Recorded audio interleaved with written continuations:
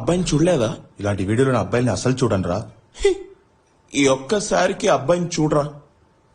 Racks రే, ఇది నువ్వే కదరా? రే ఏమైందిరా? ఏందిరా ఇది? ఎలా జరిగింది ఇది?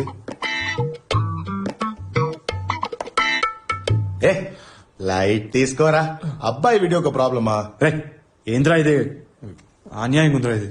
ఏ జెండర్ ఈక్వాలిటీ అంటే ఇట్లుండొద్దు, ఇట్లా కూడా ఉండొద్దు, ఇట్లుండాలి.